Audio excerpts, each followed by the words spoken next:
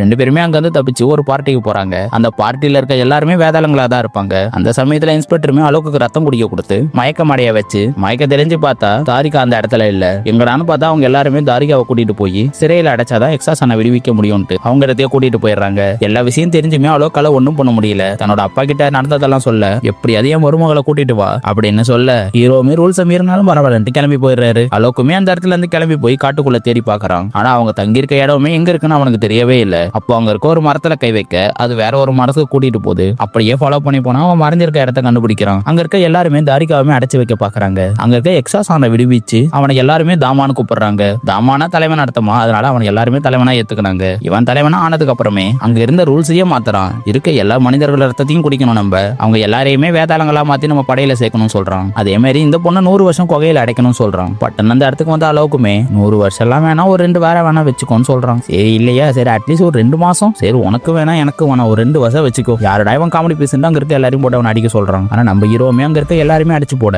எக்ஸாசானே வந்து சண்டைக்கு வர தன்னோட படையில இருக்கிறவங்க ரத்த குடிச்சு இன்னும் சத்திய ஆயிக்கிறான். சண்டையில இருக்கப்பே எக்ஸாசான் வந்து தாரிகாவையுமே கொல்லணும்னு நினைக்கிறான். 2 பேருமே பயங்கரமா சண்டை போட்டுக்க எக்ஸாசான் கிட்டே அதிகப்படியா சத்தி இருக்கவே அவன் கிட்ட இவனால நிக்கவே முடியல. எக்ஸாசானுமே அலோக்கு அடிச்சு அவனுக்கு ஒண்ணுமே போட்டுறான். இதை தாங்க முடியாத தாரிகாவுமே பயங்கரமா அழுவுறா. இவளோட அலறலை கேட்ட தேவதையுமே தேவதை கிட்ட இருக்கிற பவர் அலோக்கோட பாடிக்குள்ள வருது. இப்படியுமே அலோக்கு திரும்பவும் உயிர் வருது. ஆனா இந்த வாட்டி இதயமே அவனுக்கு வந்துருது. வேதாளங்களுக்கு பொதுவா இதயங்கள் இருக்காது. யாருக்கு இதயம் இருந்தா அவங்க வேதாளங்களா இருக்காங்களோ அவங்க தான் தலைவனா இருக்கணும்னு ஒரு ரூல் இருக்கு.